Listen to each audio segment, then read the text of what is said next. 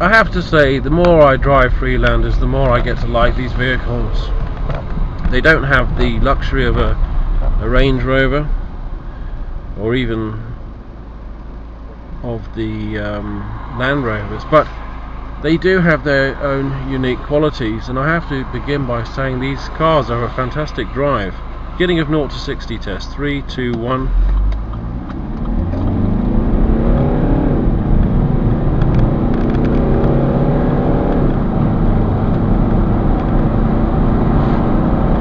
That's 60.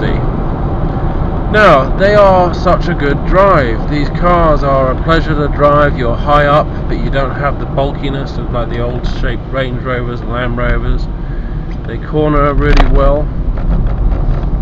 They feel light and nimble, although I think you could probably get away with sticking a nice trailer on the back and towing another car.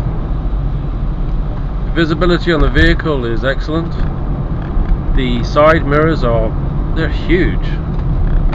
The rear vision is not obstructed in any way by the headrests. I can see absolutely everything. That's very rare in a car. Now, the top of the steering wheel does obstruct the instrument cluster, the speedo and the rev counter. Okay, I can move it up and down, but I like it where it is, so surely they must be able to improvise a little bit there.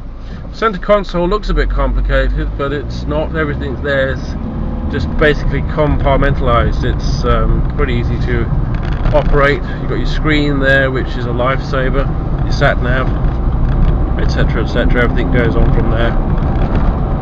You could quite easily zoom down the motorway at 70 miles an hour in this vehicle, and it's fine. It's cozy, it's comfortable, you feel secure. It's a great drive. Now, the concern I have with these vehicles, the high vehicles, is that they tend to have a terrible roll to them. Now, with this one, it's absolutely no exception. They do bounce about a bit. I often wonder why they don't have a firmer shock absorbers. It would certainly make an enormous difference, because if one was to swerve at high speed in a vehicle like this, the reality of the situation is you have absolutely no chance at all of being able to control the vehicle in a dynamic way. It will counter effect everything you do, and it will sway and roll and bounce a boat all over the place, which makes for very difficult driving. So I would say to anybody who's thinking about going along the lines of a big vehicle like this, is to go for something that's got a sportier suspension, something with a firmer ride. I think it will make all the difference. At the end of the day, it's not going to make an uncomfortable car.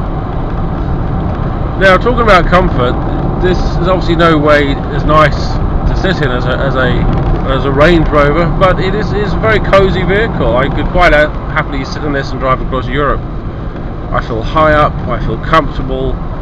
It's almost got a feeling of dominance being this high up, and the brakes on this car are fantastic. I can feel the pressure being applied. I can apply it at a gradient. There's no grabbiness of the discs.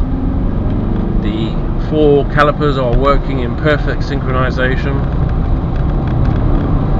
You know, you've got the constant 4-wheel drive, and you can really feel it, you know, when you're going around the corners and stuff. It makes up for a good driving experience. And as for the steering is so responsive. It's very impressive. But of course, the car does bounce about, and personally that's something that bothers me, but it can be addressed. The interior of the car looks like it's a bit of a workhorse. You know, it's made for being jumping in and out with muddy boots, but at the same time, you know, maybe as a day-to-day vehicle. It's a pretty tough old car, this. I think they're going to be lasting quite a while, the Freelanders, and obviously the models have been around for quite a while now, so they have improved these vehicles, and what you have now here is an excellent package. There really isn't a lot wrong with this car, and if you're thinking about buying one, the only recommendations I could really say are what I've already covered, and that's with the needing a firmer shock absorber. But if you went for a nice powerful diesel one of these cars, you'd certainly be able to utilize this vehicle for many operations and many functions. If you want one as a run around, get a lot of people in here, very comfortable.